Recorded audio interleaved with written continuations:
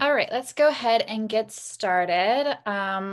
If you're just filtering in, perfect. Welcome to the Intersectional and Inclusive Environmentalism event, an afternoon with Summer Dean and Madison Daisy. Madeline, could you advance the slide? This event could not have been possible without all of these wonderful schools. We've been working on this event for a while now. Portland Community College, Oregon Tech, Southern Oregon University, Lane Community College, Pacific Oregon, University of Oregon, Portland State University, Lewis and Clark College, and Oregon State University. Shout out to all the amazing, wonderful, incredible organizers who have come up with everything you're going to see today. So round of applause for them. Madeline, if you don't mind advancing the slide. And a quick introduction to your moderators. Hi, everyone. My name is Katie. My pronouns are she, her, hers. I am from Portland Community College, and I am the Pantry Outreach and Education Coordinator for the district. And I will pass it on to Madeline. Thank you. Hi, my name's Madeline. I use she, her, hers pronouns. I am also from Portland Community College, and I am the Director of Eco-Social Justice for the Southeast Campus. So today we are going to go through our welcome and logistics, which we're doing now. We'll have a brief land recognition, and we will introduce our panelists, have our panel, and then there'll be some time for a live Q&A at the very end. And now I will pass it on to our student from Lewis and Clark College who will be doing our land recognition. Good afternoon, everyone. It's a pleasure to share space with all of you today. And my name is Arunima. I use they, them pronouns, and I'm a senior at Lewis and Clark College. I'm currently the Climate Justice and Education Researcher for the Lewis and Clark Sustainability Council. So I'd like to begin with the land recognition and credit Brown Hope staff and community members for developing this land recognition. As we begin this event, I would like us to recognize that we are standing on occupied territory of many indigenous tribes that call this place home. There are 9 recognized tribes here in Oregon and many others who are still seeking recognition. Some of the caretakers of this land we stand on are the Confederated Tribes of Grand Ronde, Siletz, Umatilla, Warm Springs, Umpqua, Coquille, Klamath, and Paiute. It's critical that we lift up Indigenous voices, stewardship, and decolonize our movements to ensure that the strong and resilient nature of Indigenous citizens remains true. This land recognition is not symbolic of what allyship is, but it is at the very least a start. Thank you.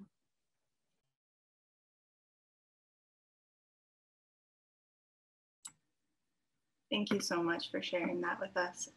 If you would like to learn more information, there is a URL down there, and we'll be also putting that in the chat here in a moment.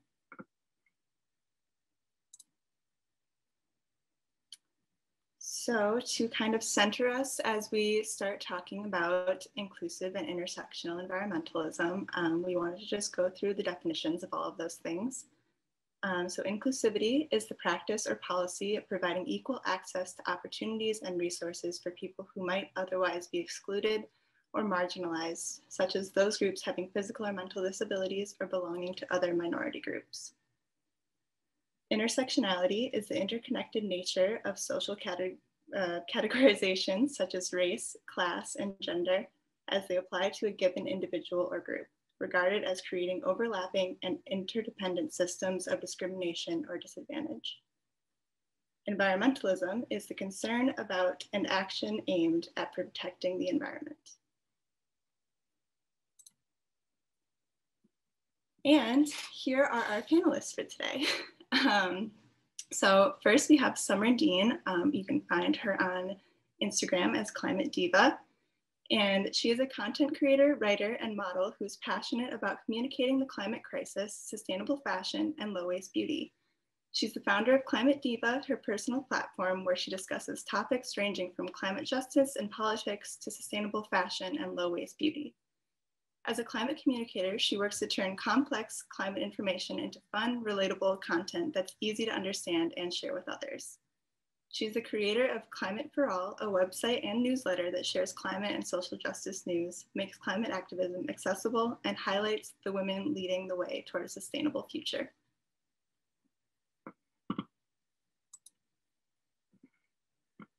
And next we have Madison Daisy, aka Climate Daisy on Instagram. Madison Daisy Hathaway is a public policy professional and movement builder.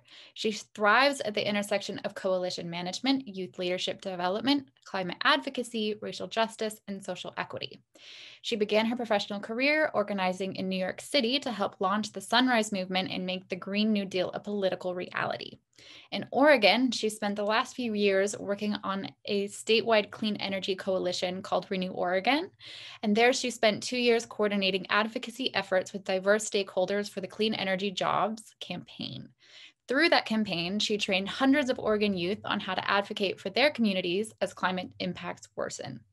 In her current role, she coordinates the Oregon Climate Action Plan Coalition, which came together as a result of Governor Brown's Executive Order 2004. Madison Daisy is excited by the opportunity to build the future we want and the future that we need to have a livable planet for all. So welcome, Madison and Summer. We're so excited to have you. And we just have one last thing before we start. So we're going to have a panel for the first hour, and then for the last 30 minutes or so, we were reserved for audience Q&A. So we'd love to hear from you. If at any point you have a question that you want to ask, go ahead and put it in the chat, and we will monitor that so that we have a running list of all the questions that you want to ask Madison and Summer. And one last thing, we do have a live transcript. So if you would prefer closed captioning, at the very bottom of your screen, where all of the little icons are with participants, chat, share screen. You can't share screen, but there's a live transcript button, and go ahead and click that, and it will have a live transcript for you if you prefer closed captions. And I believe that's it. So without further ado, let's hear it from Summer and Madison. Welcome. Thanks so much for having us. Thank you. Thank you for being here. We're so excited to have you. So we are going to jump into this with a very basic question. So we have the official definitions of intersectional and inclusive environmentalism, but what does that mean to you? So either of you can start. Yeah, I guess I'll start. So when I think about intersectionality, I think of Kimberly Crenshaw. She was really the first person who coined that term, and she coined it as a result of the dismissal of a case against prejudice happening to Black women. And she identified the intersections of gender and race for Black women. And so for years, she stressed that without a proper way to identify what occurs at the intersections of various identities, our systems fail to address the blind spots that permit the perpetuations of injustice. So really the root of a lot of the injustices that we see in society occur at these various intersections. So I think it's important to establish that background. But I see intersectional environmentalism as an idea that identifies the ways in which injustices affect both marginalized communities and Mother Earth, and how those things are really interconnected. And it's an inclusive version of environmentalism that advocates for the protection of all people and the planet. So it's really saying, if we're going to advocate for the protection of endangered species, we also need to advocate for the protection of endangered Black and brown lives too. And I think questions that I get from people a lot are, what's the difference between intersectional environmentalism and environmental justice? And intersectional environmentalism is more of a lens that we look at environmental and social issues, and environmental justice is really the end goal. Securing environmental justice would mean that people of color and frontline communities can really live freely without the disproportionate effects of environmental pollution. So I think that's the distinction between those two. Yeah, I definitely endorse everything that Summer said. We really align, as you might guess, as best friends. But I will add with, expanding on her statement about it being a lens to really, do the work through, as somebody who's been doing coalition work for about 4 years now. it is really the only way to achieve climate justice is through this lens of intersectional environmentalism. For years, environmentalism has been really inaccessible to Black and Brown people, and we've positioned different campaigns around using less plastic bottles and all this stuff to make it seem like people that do have to use plastic bottles because their water is full of toxins, as if they are the problem, when really, why do they have bad water coming out of their taps? I wasn't a better kid in the city of Portland, Oregon, because I had the privilege of drinking our tap water versus people in Flint, or even in other parts of the state of Oregon, and in Warm Springs, for example, they still don't have clean running water. And so it's just really important to make sure that when we're having these conversations, we're naming all of the historical injustices that have been happening and all the stuff that's continuing to happen. And I think sometimes people have this idea of climate change is going to be happening in the future, or these historical injustices are just historical injustices, when in reality, they're still happening right now. And if we don't name those things, then we're being dishonest in our advocacy. And I think that as young people who have had to grapple with growing up in the climate crisis, Summer and I have both had to have this perspective of intersectional environmentalism, because we can see the world that's in front of us. And as students at PSU, I think we got a really great education, which, had the nitty-gritty science, and then also had so much leadership opportunities where we could be exposed to different experiences. Each of us grew up in the Pacific Northwest, and it's a different experience than if we grew up in the global South. And it's just really important to, situate ourselves in that timeline and in the moment that we're in. I think it's also really important to understand, when I was in college studying environmental studies, we learned about these huge sweeping policies that happened as a result of Earth Day. So the Clean Air Act, the Clean Water Act, the EPA, and more. But through an intersectional environmentalism lens, we see that these big policies aren't protecting Black and Brown people. Yep. And we really have to ask ourselves who these policies are protecting and who they're meant to protect. Because when we look at the data, Black and Brown and low-income communities all around the country and the world face the brunt of environmental injustice. So I think moving forward, we really have to keep that in mind. That has to be the center of all of our work, because if we repeat the past and kind of keep the social justice movement and the environmental movement separated, we're really just going to keep going in circles. So I think we really have to keep that in mind. Yes, absolutely. Well, thank you both so much for your answers to that question. That was very illuminating of a deeper understanding of those definitions we talked about before. Our next question for you both is, what do you think is the most important climate issue that we should all be paying attention to? Oh my goodness, what a question. The most important climate issue. Do you want to go first? Well, I feel like climate is an issue that touches every single other issue. So exactly. I'm like, how do we? It's hard to really answer that question, but I think, once you study this in depth, you realize that the climate crisis is not its own crisis. It happened as a result of white supremacy. So I think, the biggest problem that we see in the climate crisis is the lack of accountability, and for people in power to kind of understand that this is inherently tied to white supremacy, and it's a result of white supremacy and colonialism, and all of these people in the global South and all of these low-income communities in the United States just being used as sacrifice zones for companies to make all of this profit. And for me, I can easily see how white supremacy is so ingrained in the climate movement and how it really caused the climate crisis. But it's just so important to have that understanding, because, right now in the United States, we're seeing so much police brutality, and it's you have to realize that the same neighborhoods that are being brutalized by the police are the same neighborhoods that are facing the most pollution. So it's like, it's this huge intersection. And if we don't address both of those things at the same time, what are we really doing? Yeah, absolutely. Yeah, I mean, it is a very general question. So let me, I guess I would like to ask the folks who asked the question, if you have just a little bit more specificity in case we're, you know, thinking about this in a different way. This is my question, actually, and I purposely kept it broad just because I wasn't sure where you were going to go with it, and I'm blown away at your answer already. So I mean, I don't think we have to add to it unless you don't want to. I guess what I was getting at with that question is, there are so many issues, right? And there are so many intersections in just climate crisis.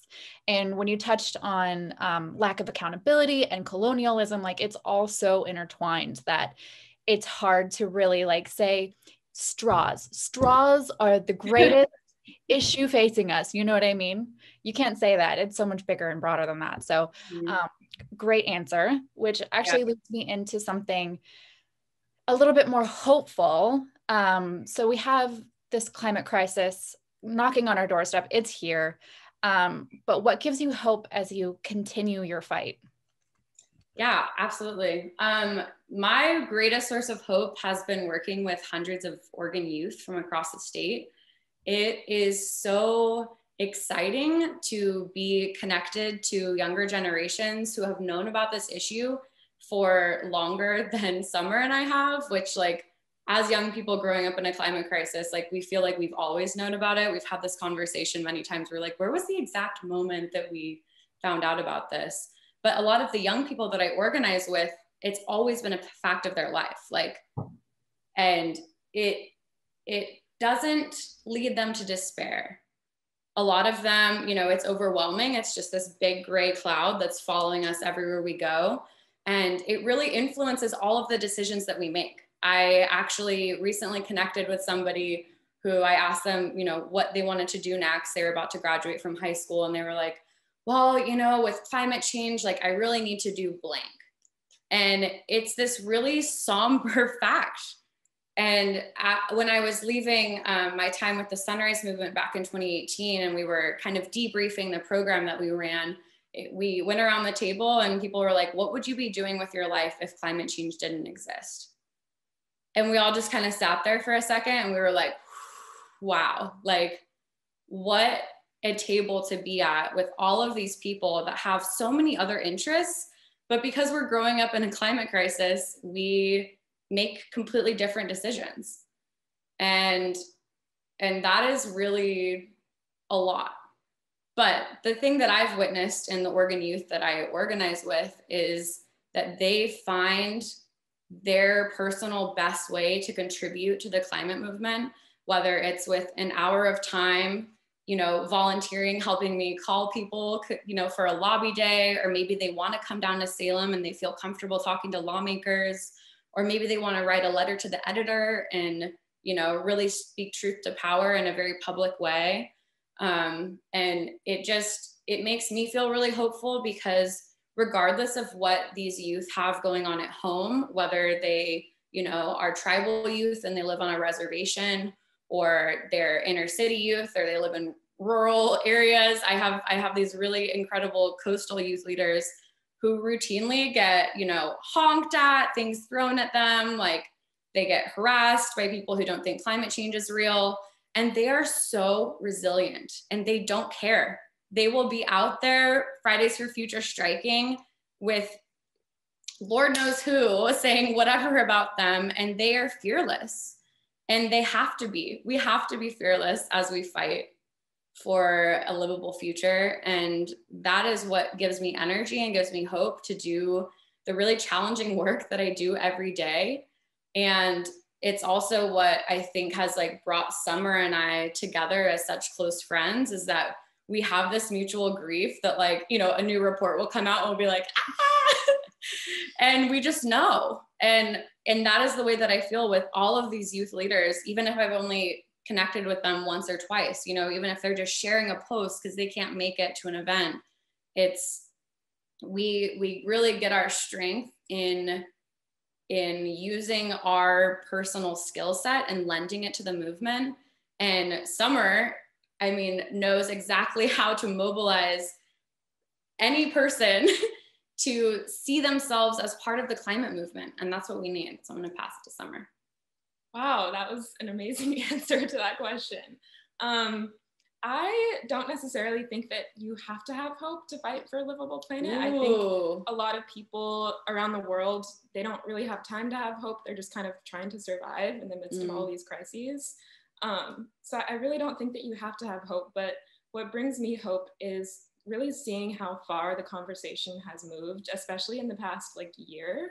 I feel like even just a year ago, people weren't saying the word intersectionality, people weren't saying that social justice is climate justice, and now literally everyone in the movement is saying that. So I think just seeing how far the conversation has come, and in the United States, we're seeing political leaders say that climate justice is social justice and that all of these policies have to be intersectional. And then, I also just think it brings me a lot of hope knowing that more and more people are realizing that climate change is connected to systemic racism and that the solutions to both of these crises have to be addressed together. And, of course, just being surrounded by other young people who feel the same as me, and talking to activists who are from the global South and who are really being affected by this close to home, it really makes me take a step back a little bit and realize that wow, I have so much privilege where I'm from. I need to be using my privilege to talk about this. And I think just the youth activists all around the world give me so much hope, because we really are in a unprecedented moment, and us young people don't have to be doing this. We didn't really cause this crisis, and we are stepping up to the plate. So that gives me a lot of hope. Thank you so much for those answers. Very much appreciate it as someone who often tries to find hope in all of this. Our next question comes from someone at PSU. And it is, do you believe that social media activism is as effective as in-person activism, such as in-person rallies or marches? I definitely don't think it's as powerful in the way that, at least for me, I mean, I have gotten more and more active on social media and social media activism in general over the past year because of COVID. And it just doesn't give me the same sense of energy and just community that being in person does. I've really missed, just being around other young people and feeling the same emotions at the same time. But I will say that social media is so powerful in that you can make your voice heard just like that, and it can be spread so quickly. And, it really helps to make environmentalism as accessible as possible, because a lot of people, maybe can't go to protests or, have social anxiety or whatever. And it really helps to just kind of make it as accessible as possible. And I've noticed, I started out when quarantine first started just making TikToks about climate change because I was bored.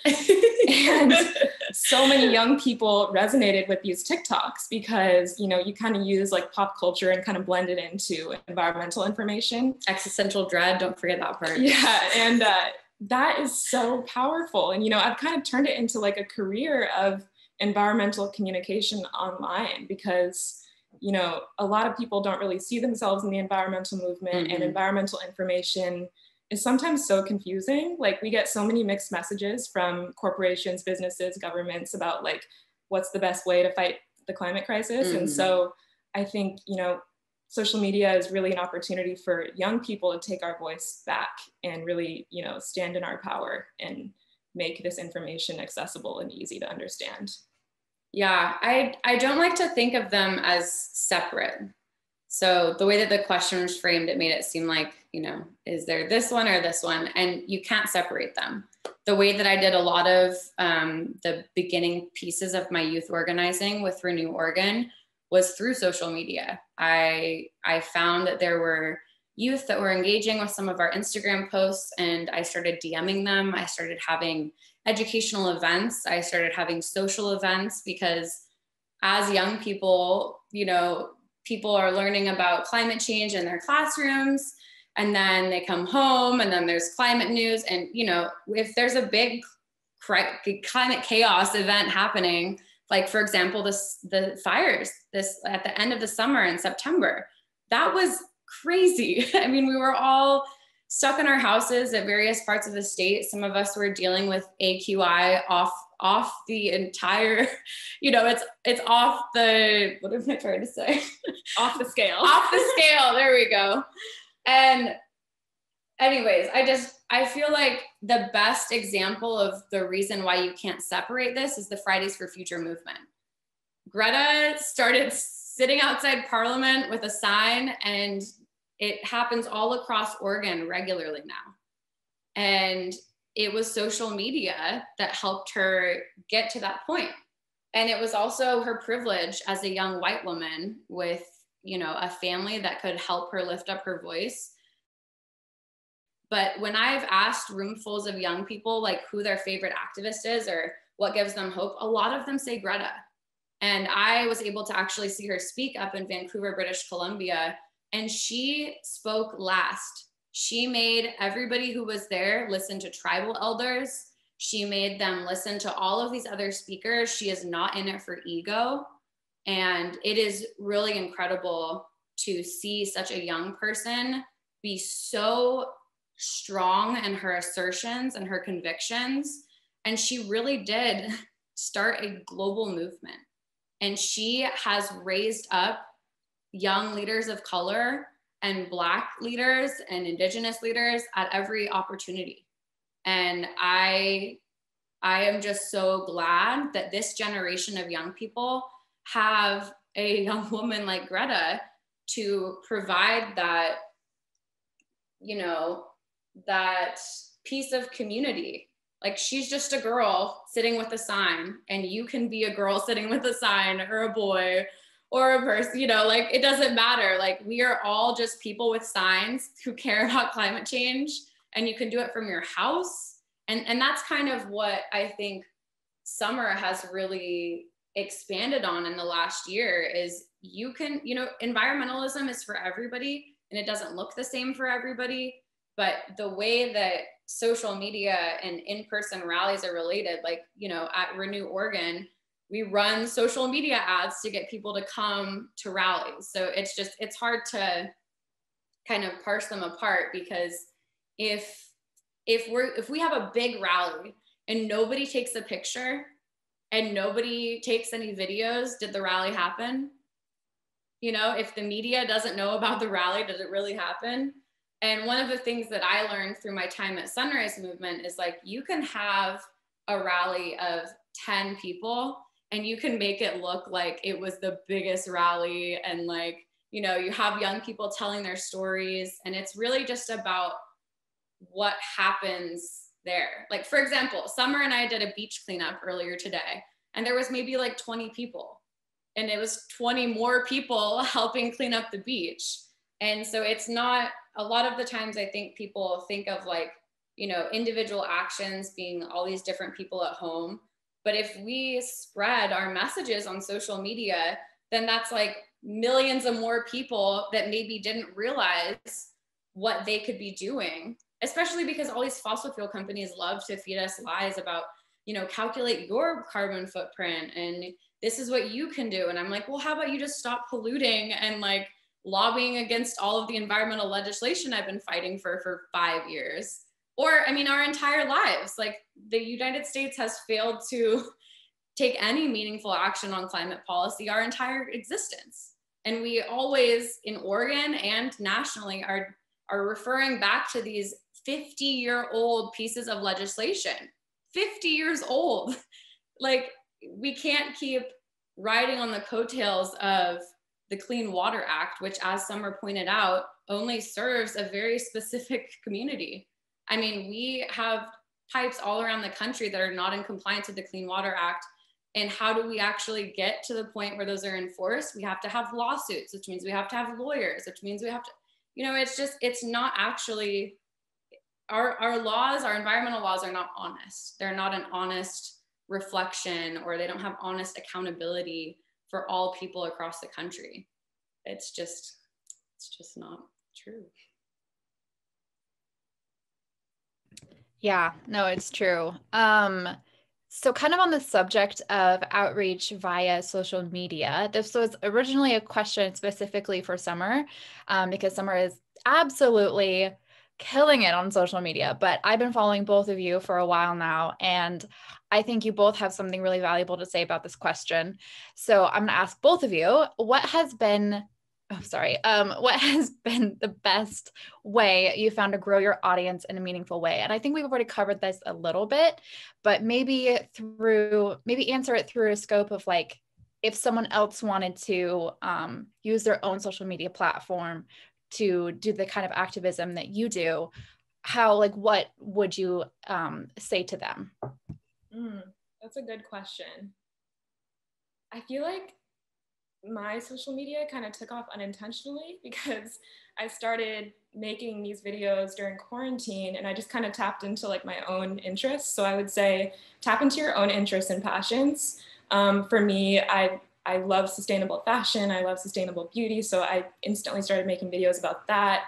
So yeah, tap into your own interests and, you know, just really have fun with it. I feel like social media is way more impactful when it's lighthearted and fun, especially when you're talking about the climate crisis, because a lot of people on social media don't really want to see doom and gloom. There's a time and a place for it. But I think that, you know, keeping it lighthearted, tapping into your own interests, and just really trying to be as authentic as possible. I know it's really hard to be authentic on social media because it's not really us. It's like a avatar version of us.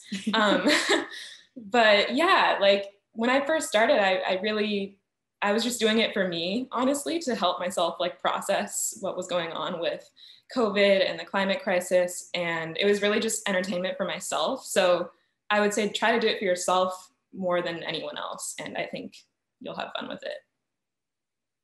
Yeah, I'm Summer's #1 fan of TikToks. I have like most of them downloaded on my phone. And whenever I'm upset about the climate crisis, I'm like, look how cute. We're going to make it. It's going to be fine. I think for myself, in terms of using social media, starting to run the Renew Oregon social media a couple of years ago, I quickly realized that the most important thing is having people tell their own stories. So, you know, it's good to have situations where you're sharing somebody's experience if they don't want to speak on behalf of themselves, but it's even more powerful to have somebody tell their own story. So a lot of the times down in Salem, we'll have testimony, public testimony, and it'll be, you know, grandmothers, grandfathers that are concerned about their grandchildren.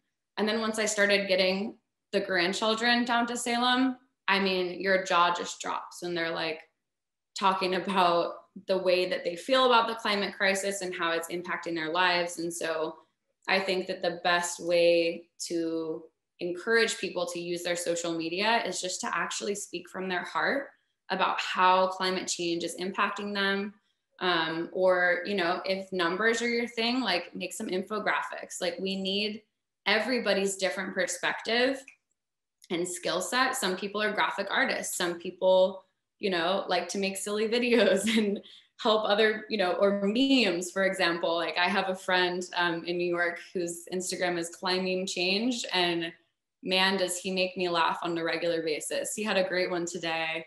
It was like, was it about the corporations? Yeah, it was about the corporations. It was like a plastic bottle that was wrapped in paper, and you cut it open and it was like, oh, it's a paper bottle. And really it was just plastic. And it's just like, I don't know, it's really helpful. And, you know, my family is like, oh, it probably makes you, you know, so upset to see all these climate things. I'm like, no, it helps me grapple with it because other people understand that these corporations have got a lot of people fooled. And, you know, if you have to buy a plastic bottle of water because your water is polluted, please buy a plastic bottle of water and drink the clean water. And while you're doing that, like we will fight for clean water for everybody.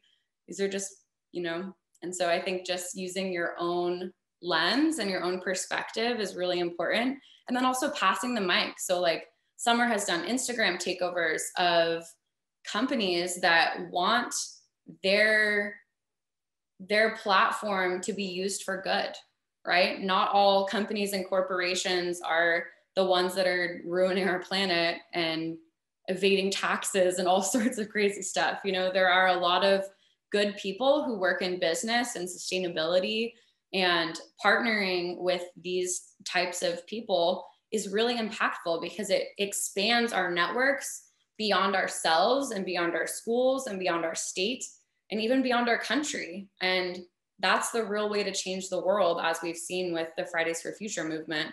And also, I have a youth leader that I've worked with who started Tuesdays for Trash, where every Tuesday, folks are picking up, you know, a bag of litter.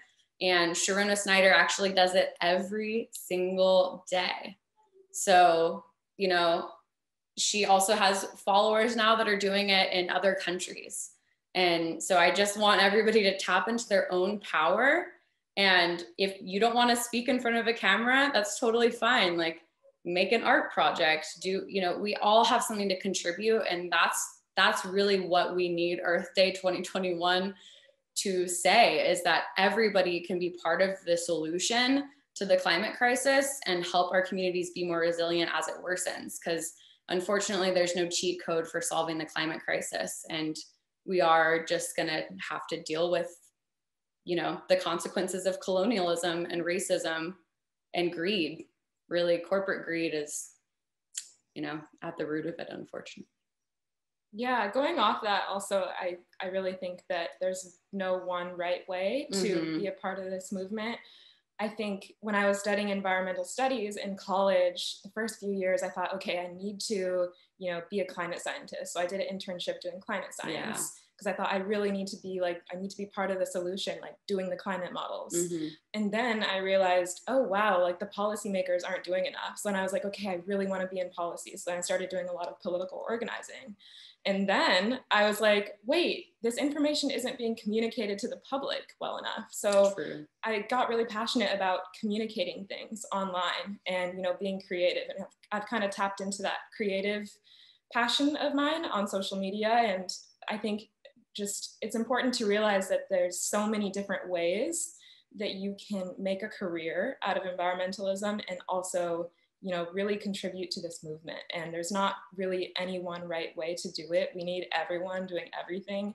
Like, I work with graphic designers, I work with artists, I work with scientists, like we need everyone. I mean, I work with producers, musicians, everyone. Like, you don't have to be in science to do this.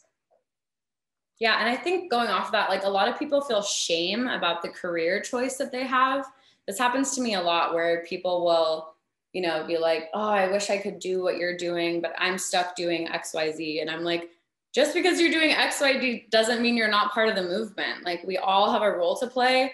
And honestly, like, it's really exhausting to be in Salem, you know, in the political piece of this all the time. And so it's really important that we don't have a bunch of people who quit their jobs and then come into organizing and then get burnt out and then leave. Like, we need, like, the sustainability goes for our movements as well. We have to have sustainable movements. And it doesn't mean that every single person needs to be an organizer. And I think sometimes people are like, you know, it's all or nothing. Like, I have to completely have my entire life dedicated to that, when clearly that's not true. Like, Summer loves sustainable fashion and makeup. And for years, you know, maybe the poster child of environmentalism wasn't a climate diva, but we have living proof that climate diva-ism is achievable for all. I love that. It can be fun. Thank you. I love that so much. I guess kind of going off of what you were just saying about everyone being able to kind of find their own power and find their own way through the climate movement. If someone, you know, isn't going to quit their job and go protest or go down to Salem and lobby, what would be the first step that someone could take toward being or toward making sustainable changes in their own life that promotes intersectional environmentalism? I think one really easy thing that you can do is follow diverse voices on social media. There are so many intersectional environmentalists and diverse voices in the climate movement that work so hard to get their voices heard. So that's literally something you can do right now. Like you can literally go on social media and follow all of these activists of color that are working really hard. Yeah, I think another thing you can do is just, you know, tap into your own passions and interests. I've said that before, but I think it's really important because if you don't tap into what you're already interested in, you will get burnt out. You will get burnt out if you're not passionate about what you're doing. But yeah, I really think the most important thing is to uplift the voices that have been unheard for so long, because, you know, really, I mean, ever since I started studying environmentalism, I only learned about, you know, John Muir and Teddy Roosevelt and all of these older white men that were conservationists. I never saw myself in this movement. And so I think it's important to, if you're trying to get more people into the movement, uplift voices that have been silenced and erased, because that is so, so, so important. Yeah, I really love what you just said about the component of self-education. I think sometimes folks might believe that it's a specific action that they need to take, like, you know, always making sure that they never use a straw, or always making sure that they have LED light bulbs everywhere they go, or, you know, these really specific things that actually require you to purchase something, or it requires you to, you know, seek out something that you don't already have. When one of the best things about education and libraries and the internet is that we do have access to knowledge, and spreading sustainability through education and really changing the way that we think about environmentalism and sustainability, kind of like the way that Summer started us off with her definition of intersectional environmentalism. If we still have people thinking that environmentalism looks like one specific thing, like, oh, well, I have, you know, this reusable straw, so I'm the best environmentalist, whereas my friend has this paper straw, so she's a fraud. Like, it's just not true, right? Like, it's not as simple as taking one specific action all the time. It's doing whatever you can when you can do it. And I truly believe that if we all do our best to be conscientious about the decisions that we make, we can make a better world. And sometimes I have, you know, interacted with folks that are very kind of dogmatic in the way that they approach activism. For example, I've encountered some vegan folks that really believe that their one way is the best way to solve climate change, and it completely invalidates the entire existence of tribal communities who have lived in relationship with the land and in relationship with animals. And, you know, this vegan person thinking that, you know, kind of demonizing a culture that has always been sustainable is just not acceptable.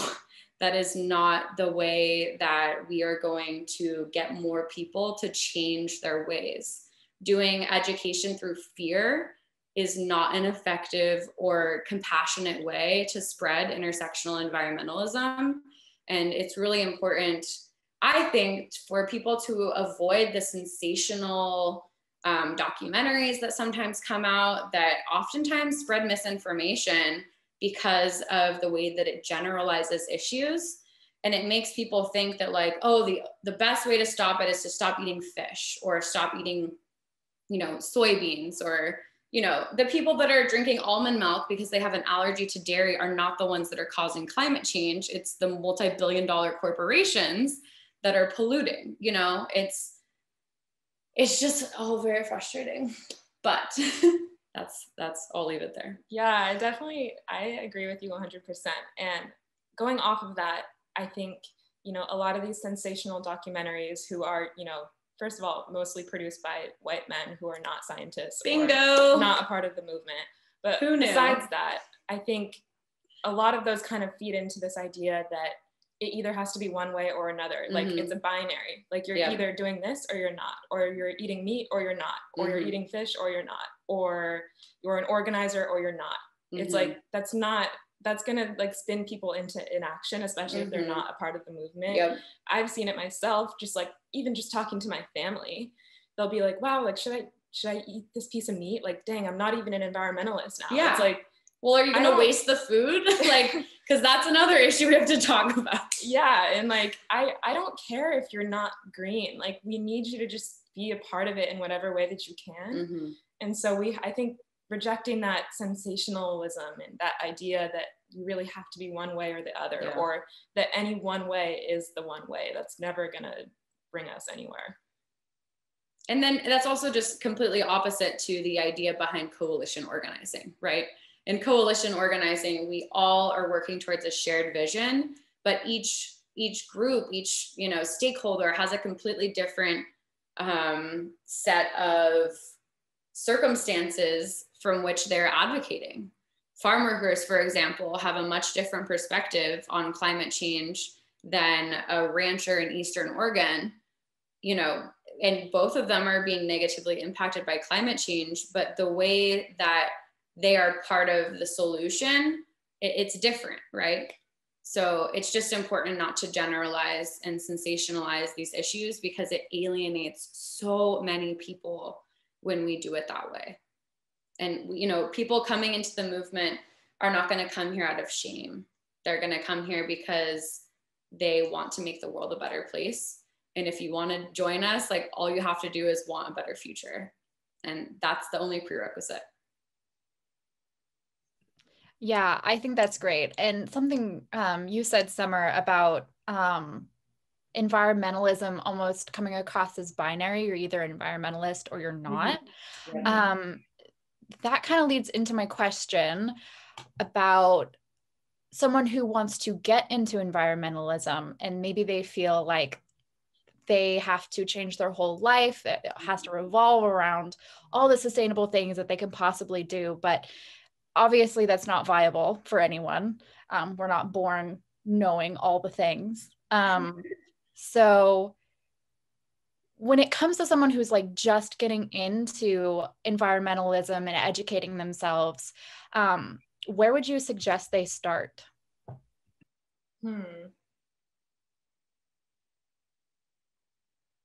I think, again, tapping into your own interests. Like, there's some people that are really interested in gardening and that excites them, so they can kind of get into it in that way.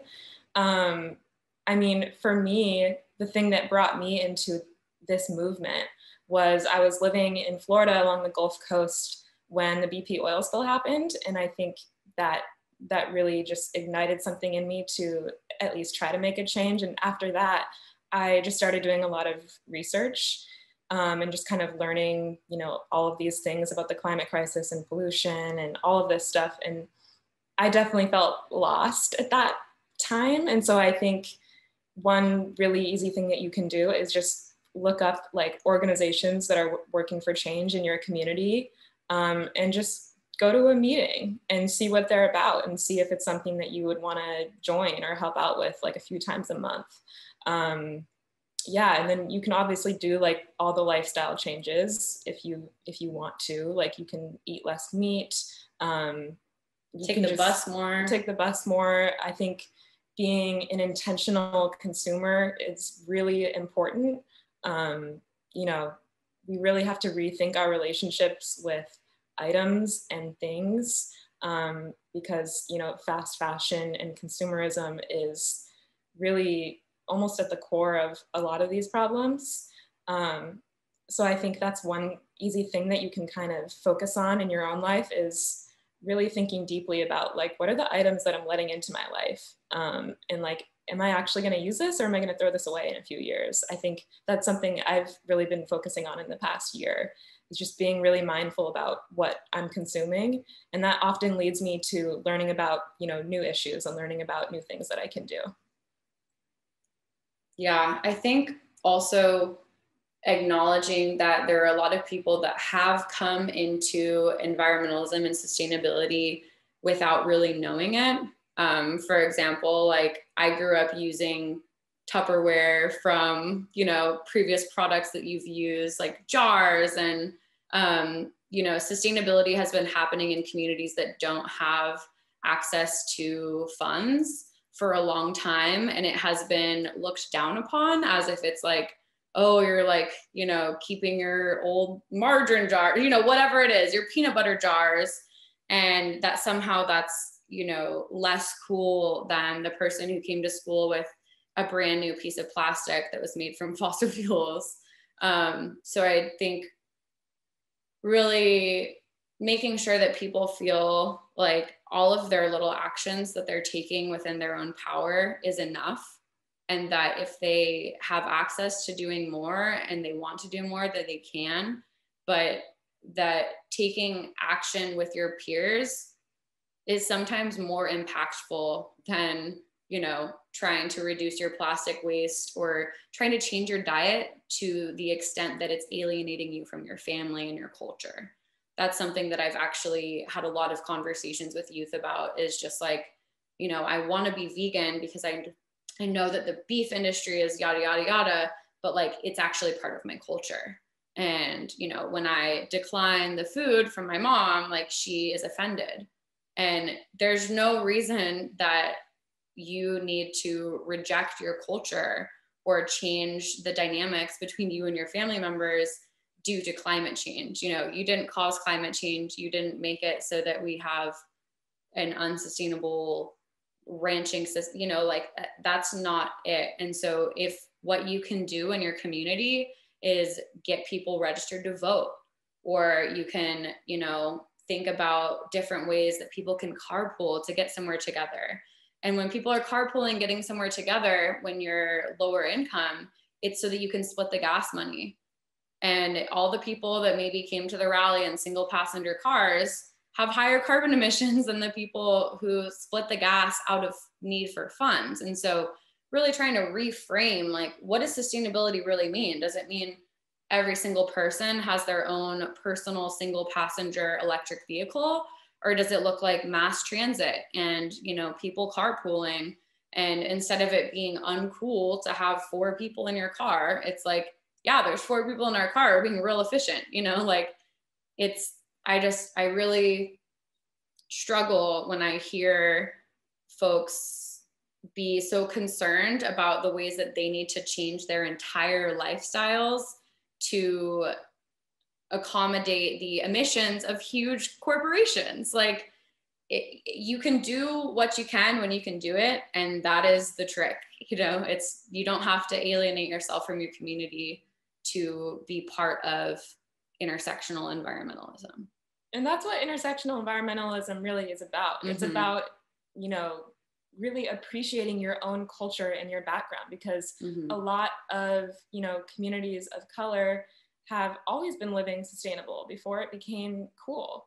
And I think that really is like the core of intersectional environmentalism, is really, you know, appreciating the diversity of cultures that contribute to sustainability. Exactly. And not leaving them behind and not erasing their history. Mm-hmm. So, you know, really appreciating your own background. And sometimes we can find a lot of solutions, you know, in our own culture that can really contribute to the solutions.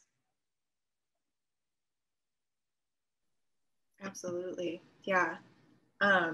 Really quick, I just wanted to interject and say to the participants that you can go ahead and ask questions in the Q&A if you haven't already. I see a couple in there, but we'll get to those starting in about 5-ish minutes.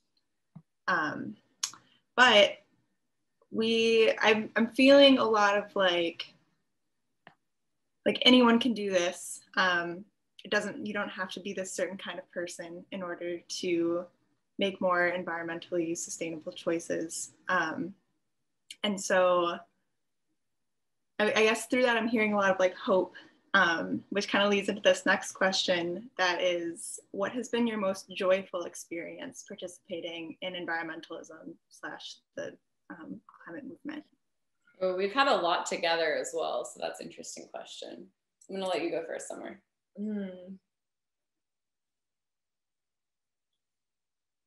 I think my most joyful experiences have been organizing with Sunrise Movement. Sunrise Movement is an organization that Madison Daisy helped build and start in New York City, and it's a mass movement of young people working to stop climate change. And I think those moments have been the most joyful for me because I feel part of a community, and I really think that being parts of communities is really how we're going to tackle this crisis together. We can't tackle this alone. We have to do it together. And I think being with other young people who feel the same way that I do, and finding joy through that is really beautiful. And yeah, I just think anytime you're working for change with a group of people who feel the same way that you do, you are going to be so much more powerful. And I really appreciate Sunrise Movement's messaging. It's very refreshing. Before I started organizing with them, you know, all the messages I were hearing were, well, we have 10 years to stop climate change before we all die. Like, how are we ever going to change things? Like, the world is so awful. Like, it's just everything's dying. And Sunrise Movement, their messaging was, look at this world that we can create. It's not that far away. We can do this. Like, we can create not only a livable planet, but a better planet to live on that's more enjoyable and thriving. And so I think changing that messaging really just sparked a lot of joy in me all the time. But I think in those moments that I'm, you know, working with community, it really changes your outlook on the whole situation. Yeah, I think my deepest moments of joy are also connected to like this pride and grief and love that I feel for a lot of the young people that I organize with when we get from feeling uncomfortable telling your personal climate narrative, and then suddenly they are in Salem testifying, you know, sometimes next to people who don't even believe that climate change is real. And speaking truth to power is really hard. The first time that I ever went up and testified in Salem, I was definitely not 13 years old, like some of the youth that I've brought down to Salem with me. I was probably, 21 or something. And it really makes you shake in your boots when you're there and you have, even just being in the seat of anyone who's ever testified in Salem, it's not a very comfortable experience. You're next to a mic, you're kind of isolated. And I have trained dozens and dozens of young people to go up there and to look those politicians in the eyes that are sitting idle as we lose years and years to make progress on climate change in our state, and just like really hand it to them. There was a particular young woman who had a meeting with a Republican senator during one of our youth lobby days, and he acted very inappropriately and was accusing her of lying. And, this is like a 14-year-old young woman. Like, you are bullying a child who is coming to you as a constituent who you are supposed to be accountable to. And she was bothered by his behavior, but she was fearless. And at the end of that day, I cried tears of pride for her bravery. And there have been numerous other circumstances where we're in a room full of folks who don't believe in climate change, don't believe that in, gender equality, don't believe in all of these things that I hold as true and as part of my values. And I will go into the room and, feel a lot of anxiety and feel fear that I need to protect the young people that I brought down to Salem with me.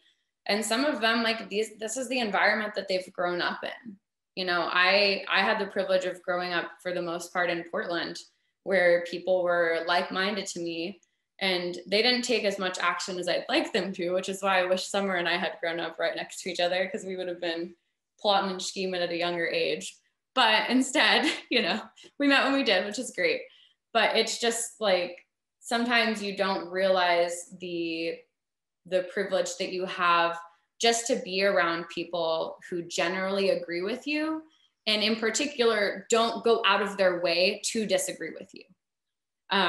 You know, like I mentioned earlier, some of the youth that organize along the coast have had flip-flops thrown at them, or they've been called names for, you know, wearing a shirt that is, you know, a Nike athletic shirt, so it's not made out of cotton. And it's just like, you know, there's a lot of opportunities for people to try to break you down in your own individual activism and try to get you in a gotcha, like, oh, well, you like makeup, like, you know, guess you're not sustainable, like, what about climate change? And it's just so important to have courage in those moments, to know that you are in the right place and you're doing the right thing, and that there are people here that will support you. And I get so much of my energy and joy and my own personal courage from watching these young people rise to the occasion. And they shouldn't have to, we shouldn't have to do this, but I'm proud of us for being part of the solution to this crisis that landed in our laps and, you know, started unfolding years before we were even born. Yeah, and we're going to get to the Q&A questions momentarily, but I think we have one more question that I think is really important to ask, just on the subject of what brings you joy and all of these young people who are in the movement. How do you handle activist burnout, which is a very real thing? Yeah, I have this quote written down here that's one of my favorite quotes ever, by Susie Moser, and she says that burned out people are not equipped to serve a burning planet, and I think that is so true. I think, again, I've said this several times today, but I think one way to avoid burnout is following your own passions and joys first when you're choosing, you know, what you want to do in the climate movement. I don't get burned out by what I am doing now as much as I used to, because I enjoy being creative. I enjoy communicating climate information. It's actually very fun for me. So definitely try to do something that like brings you a sense of fulfillment. And then I think also it's important to realize that all of us in this community of change makers in this movement, we're kind of like an ecosystem in that we need to take care of each other and cover for each other when we need breaks. And just remember that you are a part of this community, and by you taking a break, no matter for how long it is, you can take a break from climate activism for years, it doesn't matter.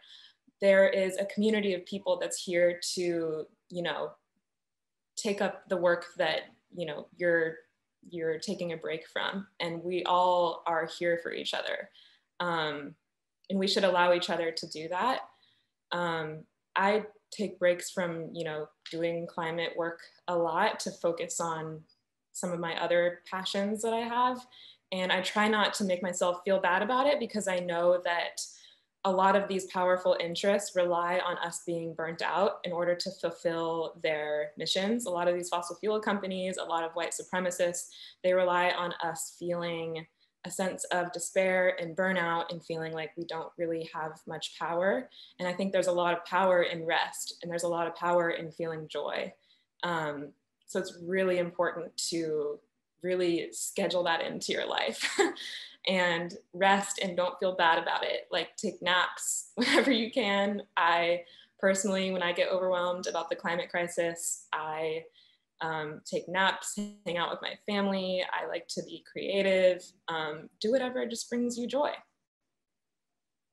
Yeah, I think for me, especially after trying for so many years in the Oregon State Capitol to pass a particular piece of legislation, is just, there's a lot of energy and power in capitals, you know, all across the country, and making sure that you kind of shake it off once you get out of there is really important.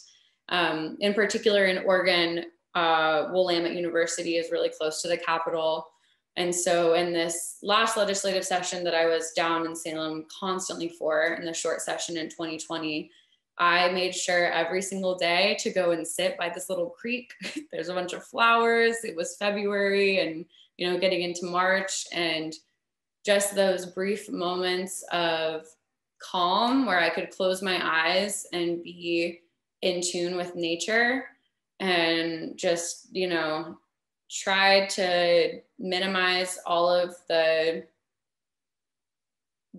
insane drama of Oregon politics is really important, because that is the single thing that drains me the most, is when I try over and over and over again, and I myself and all the youth leaders that I work with, and even our entire coalition, can't overcome millions of dollars being fed to politicians that are literally just being bought out by corporations. And, you know, being in different hearing rooms when you hear these folks go up there and they just spread lies. They're, you know, the very first time that I ever went down to Salem, it was a room full of people giving testimony in support of the Clean Energy Jobs Bill. Then there was this one person who went up there that was dressed very nicely. He was a lobbyist for a fossil fuel company. And he went up there and he said that it would decrease Oregon's GDP by 300%. And I studied economics. And so I was sitting there and I was like, this is literally fake news. Like, how is this able to be said to our lawmakers when I have to be held to extreme rigorous standards of academic integrity, and this person just gets to go lie to lawmakers? You can literally drop off anything to a lawmaker's office.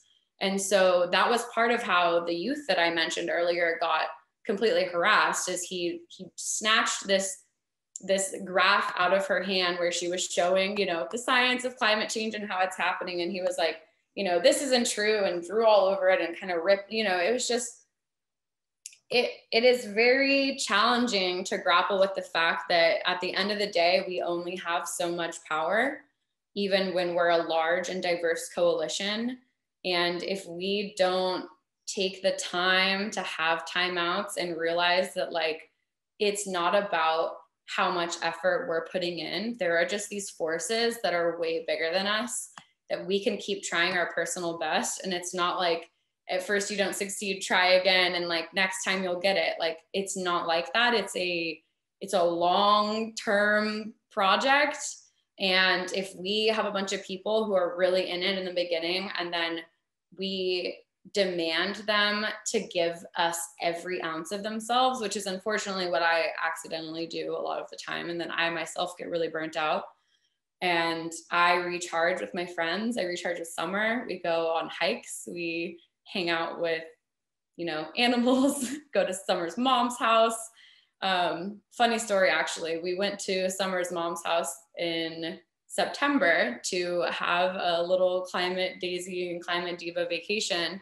And then we were welcomed to the Northwest with a bunch of smoke. And then Summer helped me move into my apartment when it was horrible air quality outside. And it was just like, we just wanted to have a couple days, you know, up in Washington, relaxing together. And instead the power went out because of gusty winds, and it brought a bunch, you know, it's just like, it doesn't stop. And so what you have to do when there's chaos outside is you light a candle and you share some food together and you watch, you know, the stars. I don't know. You have to make peace for yourself, and whatever that looks like for you, whether it's pretending you're in a forest with a stream when really it's just this really small stream on the Willamette University campus, like, whatever works, man.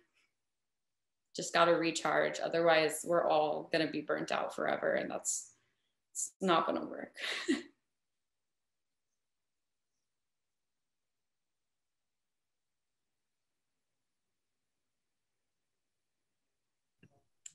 So we are going to move right into Q&A.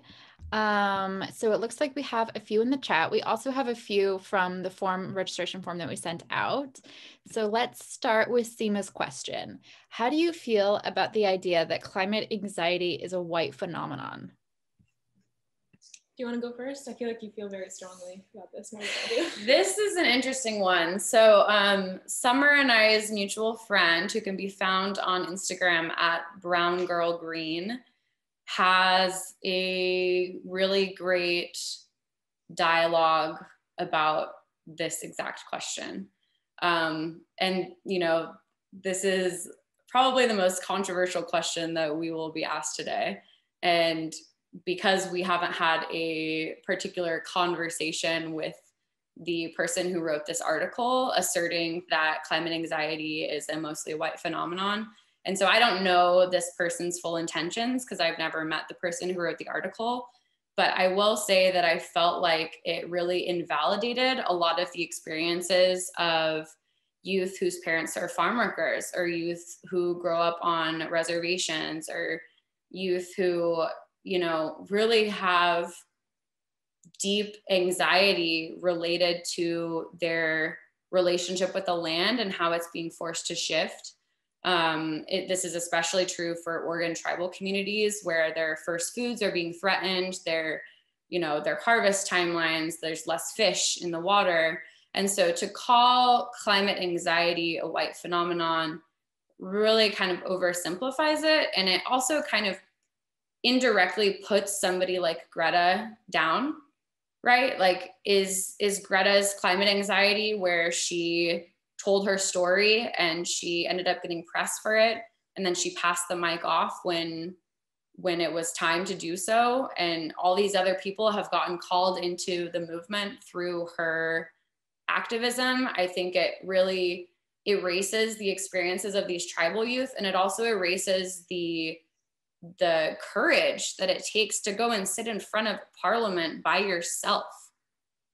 And so I just think anytime something gets oversimplified or sensationalized, it's just not, it deviates from the truth, because truth is a very philosophical thing, right? Unless we're looking at binary data, which is its own set of things. But this article that this woman wrote, I personally wasn't very impressed with, because it was, the way that she worded it was sensational in nature. It was, and she was taking up space as a white woman who is asserting that climate anxiety is somehow a white phenomenon, instead of just, you know, maybe doing some deeper reflection and passing the mic to somebody who wants to talk about the way that climate anxiety manifests for tribal youth who don't have access to their traditional foods and are seeing the ways that their economies are impacted by having less fish in the Columbia River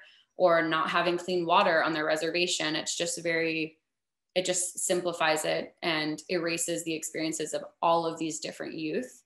And I just find it unhelpful in the broader scope of the movement.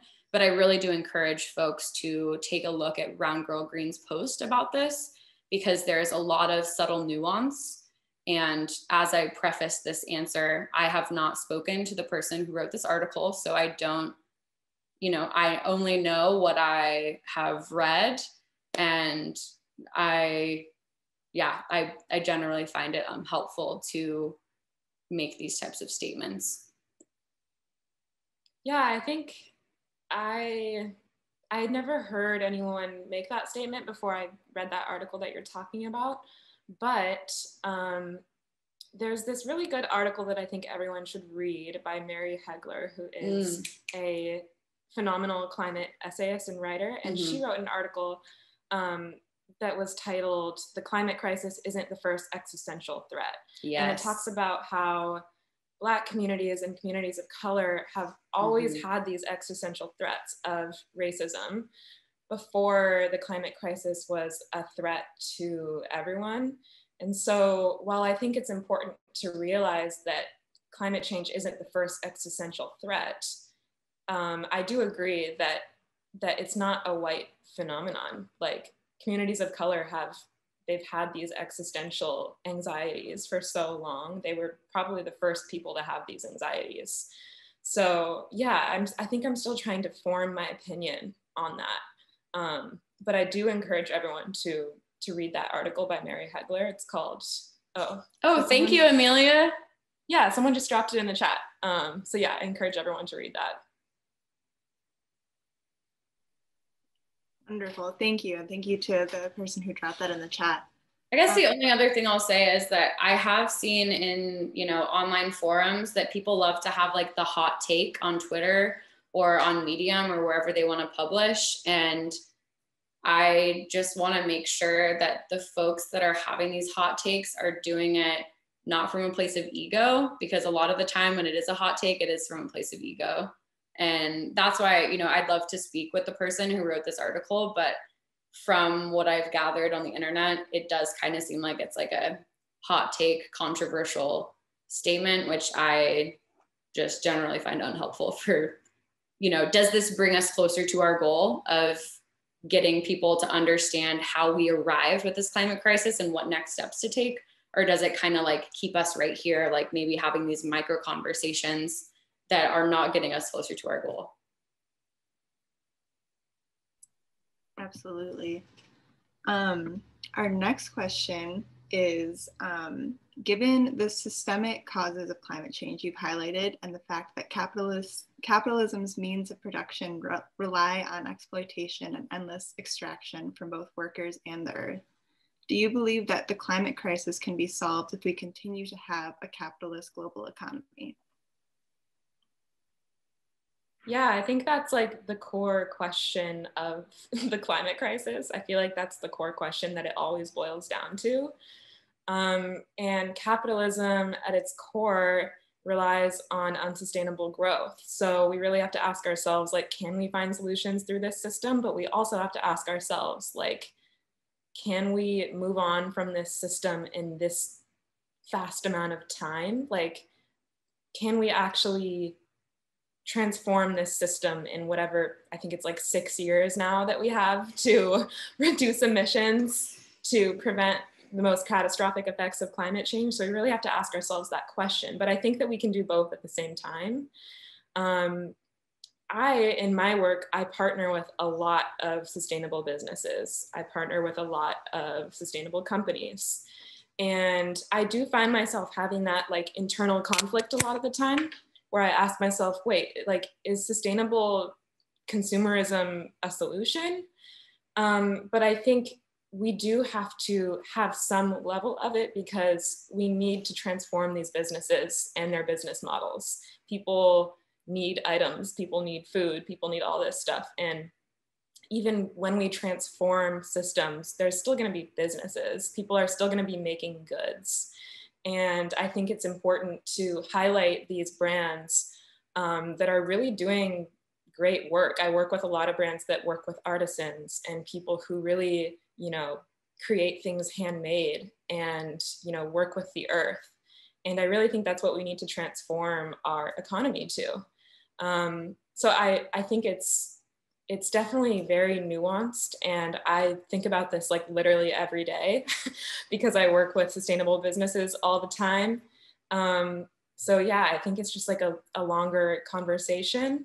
But I do think that it is so important to uplift companies and businesses that are really trying to be part of the solution, not greenwashing, but really trying to change our whole system of consumption and really move towards a circular way of creating goods, where we don't just like create the goods, send it off to the consumer. It's built to only last like a few months and then it gets thrown away. Where we're moving towards a system where we create items that are built to be reused, that are built to be passed down, that are built to be remade into new items, because we're always going to be needing, items. We can't just stop like creating, businesses and people making their livelihoods. So I think it's important to reimagine the way that we talk about that. Yeah, I've definitely seen, separate from the, I agree with Summer's comments in regards to capitalism, and I'll just speak to this like perpetual kind of like false dichotomy between business and climate change activism and stuff like that. Like, we still need to get food from point A to point B. Guess what? That's called transportation.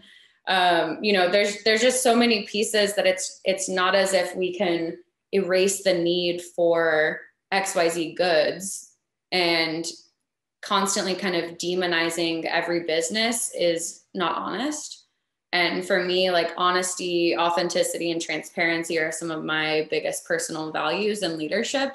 And to miss the opportunity for some really important private-public partnerships will not get us closer to our goal. I ask myself this question a lot. Will this, whatever it is, get us closer to our goal? If the answer is yes, and my equity conditions are met, then I proceed.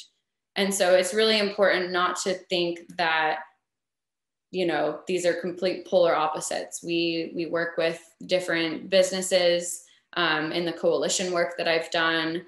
We have, you know, there are trucking companies that are moving to using more fuel efficient vehicles. There are delivery companies that can switch to all electric fleets.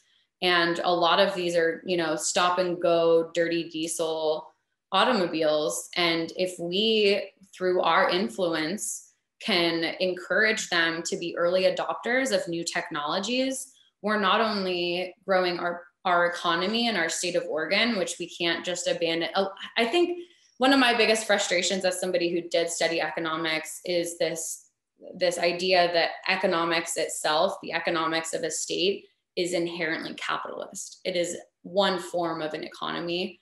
And there are a lot of, you know, small personal economies that exist that don't have anything to do with capitalism and more so have to do with the exchange of goods. Like I see artisans at farmers markets doing trades, and like that is an economy.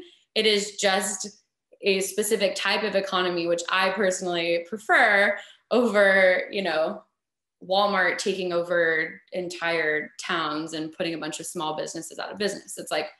It's just that a lot of folks lack the basic understanding of economics because of the way that economics has been communicated and the way that it's, again, been sensationalized that, you know, capitalism is economics is not sustainable, and it's not that simple. We still have to get goods from point A to point B. We still need innovation to happen. Innovation is not just little gizmos and gadgets that could maybe take pollution out of the atmosphere. Innovation is social, it's in communication. Like innovation is a necessary component of solving the climate crisis. And it comes in a lot of different forms. And if we can maximize efficiency in business models and make sure that people are paid a fair wage, and we can, you know, get our goods from point A to point B with less particulate matter and with less risk to people that are, you know, just driving from point A to point B. It's just, we need a big systems thinking change. And when we boil it down to, you know, capitalism versus whatever is next, because that's how I think of it, is capitalism is not very old. The core problem of climate change comes from colonialism and corporate greed. It's not capitalism. Capitalism is a baby compared to colonialism. And when we boil down the problem of climate change just to one form of an economy, which, you know, a lot of right-wing folks will, I mean, they just do all sorts of interesting things. But when you simplify things down like that, you lose people along the way. Because there are Black and brown people that have not had access to having their own small businesses, and their small businesses are what keep the economy going. Our economy is not going because of the 7 largest corporations in our country. It's going because of all of the small family-owned businesses. It's going because of one of my best friends, Sydney's juice business in Portland, Black-owned juice business, Drink Mommy, shout out. Like, we need to have people feel their power and be empowered to enter the market. And like selling juice, making jewelry, doing all of these things is not capitalist. It's not. It is just an economy. It is a transaction. It is a, you know, we're sharing information in exchange for other things. And when people kind of take this idea of capitalism, which is really what it is, it's a theory, it's an idea, and it got really bastardized along the road. And that's a different conversation, but it's just really important that people understand that all of our small businesses are the backbone of this entire economy. It has nothing to do with the stupid stock market. It has nothing to do with GDP. It's about people getting their information out there. And so when we demonize starting businesses and accessing the market, it really doesn't let Black and brown people who haven't had access to this type of thing really see themselves in this idea of, you know, pure environmentalism or anti-capitalist, you know, whatever labels people give themselves. We need to make sure that people are doing what they want to do and lending whatever they can to the climate movement along the way. You know, whether that's like special Earth Day juice where you're raising awareness. My friend Sydney that I mentioned has glass bottles, and if you take it back in, you get a discount. And it's really important to have these really small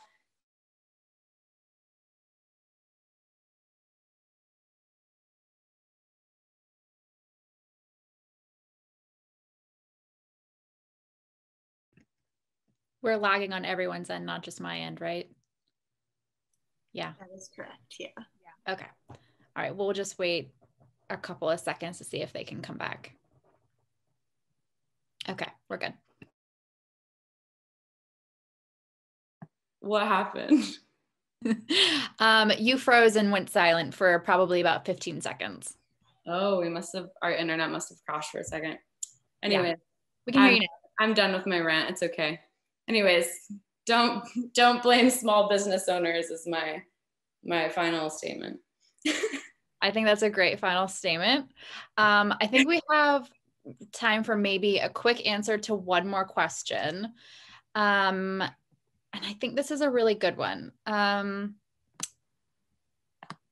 do you stay grounded when receiving criticism, either online or from other activists? What skills have you developed in processing these critical experiences?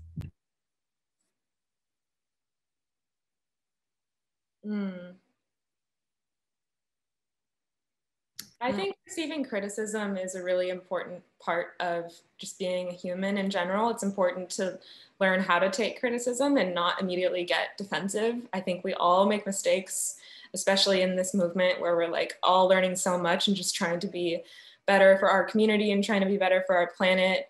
I make mistakes so much, and I have, you know, a bigger following on Instagram. So I get people that message me and be like, hey, like, can you word this differently? Like, I don't really like the way that, you know, you worded this. And it's not, you know, something for me to take offense to. It's just, you know, we're all learning and trying to get better. So I think just, you know, figuring out the difference between like criticism and like valid criticism and, you know, people, you know, just trolling you is really important. But yeah, I think it's just really important to not get defensive when people are trying to teach you about their experiences, because it's really valid. So I think, you know, just learning to listen to people and listen to their story and listen to their experiences and how they see the world is so important, whether that's like, you know, in the climate movement or like anti-racism work in general. It's just really important to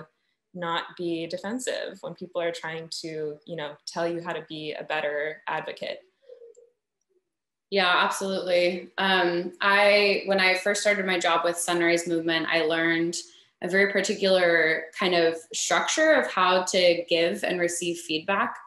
And I found it really helpful all throughout my career, working with young people, especially who, you know, are growing. I'm growing, everybody's growing. And it's really important to understand that when somebody is taking the time to give you thoughtful feedback, that it's out of love. It's not out of, you know, malicious intent.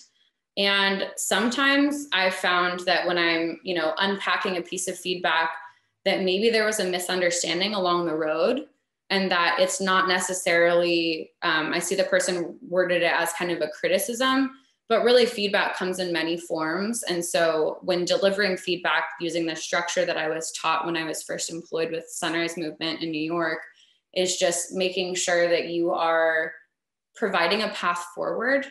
You're not just kind of like Summer said, like trolling, like, oh, hey, like you did a really bad job at that or something. Like, is that feedback? Or is that, you know, kind of just an offhand comment to distract you from your goal? So it's really important, I think, to figure out the source of where the criticism or feedback or whatever you want to call it is coming from, to make sure that you have the same end goal in mind of growth. Because sometimes there are people who, you know, seek to knock you off your horse. And you know, I see it, and Summer sisters see it, when sometimes there's just some trolls on her post, and it's like, those are just trolls. And it's not that they're like, hey, Summer, like, I have some feedback for you, and here's my feedback, and here's how you can improve. You know, it's not every piece of criticism is that way. And so the way that I stay grounded is I make sure that the person I am accepting feedback from is coming from a place of intention to make better, and not just intention to insult. And I have received both forms of feedback and criticism, and the ones that are more grounded in insults and not grounded in like observations, but more so evaluations of actions that have been taken, are not, you know, they're not invested in seeing improvement or really being part of a solution together. And I find that it's important to figure out what the source is, and figure out where you have, you know, mutual respect and understanding before taking something that somebody says like really deeply into your heart. Because whenever you're going up against people as powerful as the fossil fuel industry, there's going to be criticism from all sides. We've seen this a lot with Alexandria Ocasio-Cortez, who is one of the politicians that Sunrise New York helped get into office. And, you know, if somebody like AOC took every single piece of criticism that people say about her on the internet or in person to heart, she would not be the bright light in our country's capital that she is.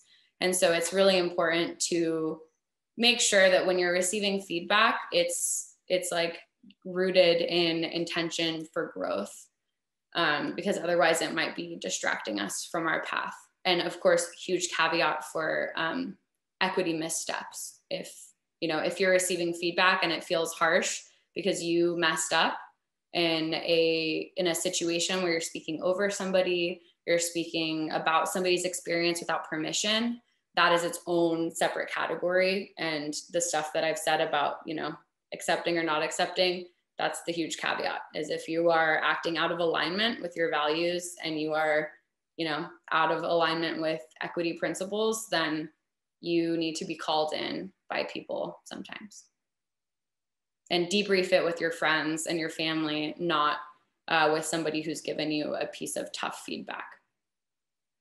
It's not their job. Well, thank you both so much. I wish that we could just sit and ask you questions for like 6 months. But I want to be respectful of both of your time.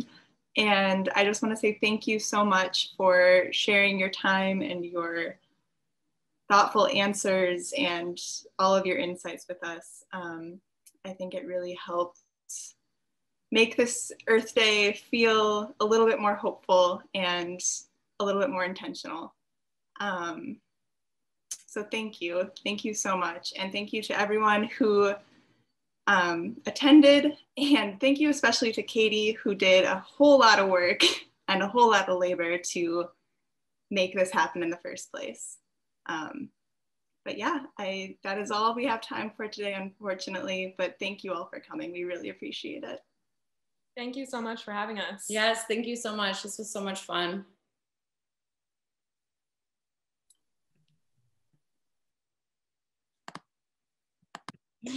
Bye. See you later.